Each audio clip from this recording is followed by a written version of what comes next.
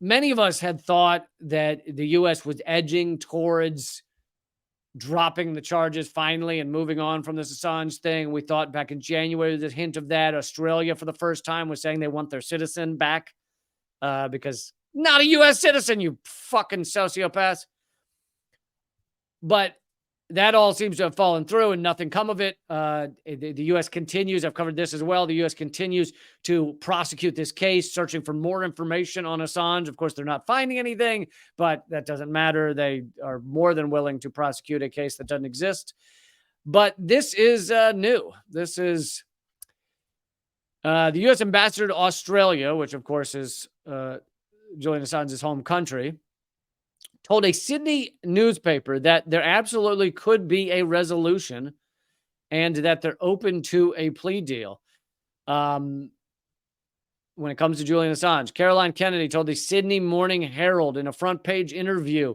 So it's not really a diplomatic issue, but I think that there absolutely could be a resolution.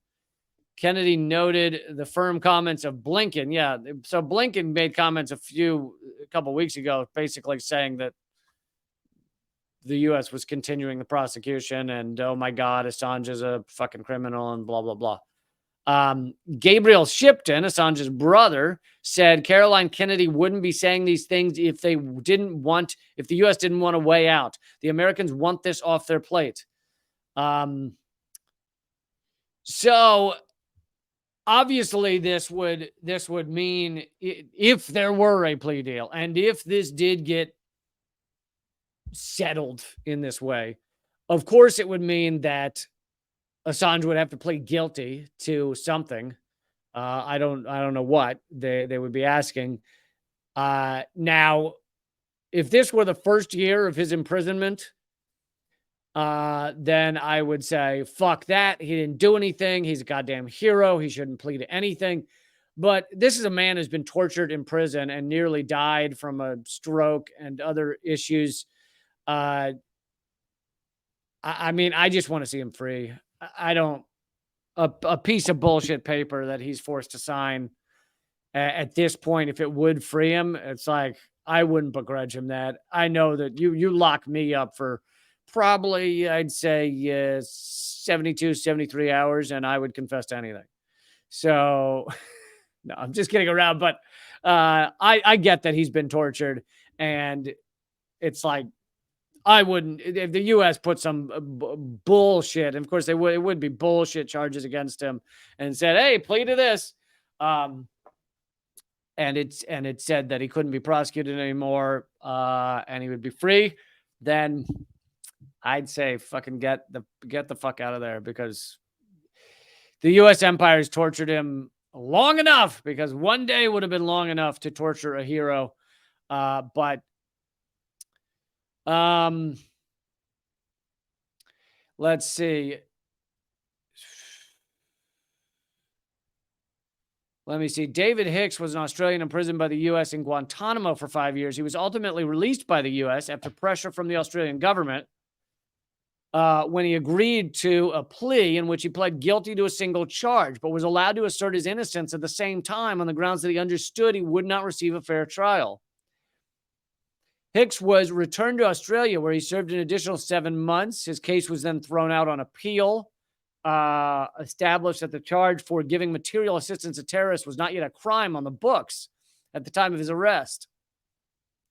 The Herald quoted Don Rothwell, an international law expert, saying Assange would have to travel to the U.S. in order to work out the plea deal. Well, I'd say fuck that. The moment he's on U.S. soil, God knows what they'd do to him. Everything we know about Julian Assange suggests this would be a significant sticking point for him, Romwell says. It's not possible to strike a plea deal outside of the relevant jurisdiction, except in the most exceptional circumstances. Well, yeah, but it also shouldn't be possible to prosecute someone outside the jurisdiction. The goddamn shit stains.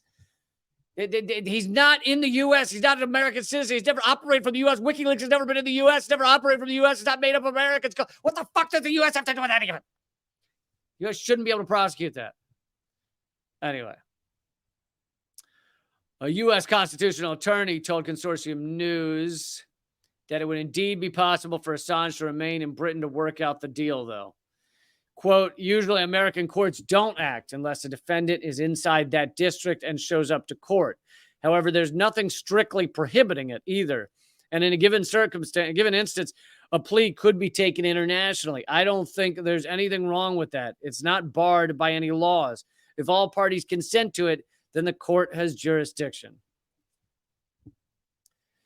Afron said that after 7 years in the Ecuadorian embassy in London and 4 in Belmarsh, Assange obviously would have a fear of coming to the U.S. Yeah, you think?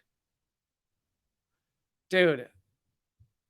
Okay, well, that would be a non-starter. If they say Assange has to get to the U.S. or be extradited to the U.S. to sign his plea deal, that I would not sign, because anything to keep him off U.S. soil, honestly. We have the most horrific prisons in the world. We have the largest prison state in the world. He should not be on U.S. soil at all, because he cannot trust them in any way. In any way. These are it's a nice melting pot of sociopaths and psychopaths. That's all you're going to get. Nary an exception. So unless you want to be in front of them and try to make your case, I mean, no. But if they give him a plea deal in Belmarsh to sign, then I think he just needs his goddamn freedom. I mean, it's all ridiculous. It's all insanity.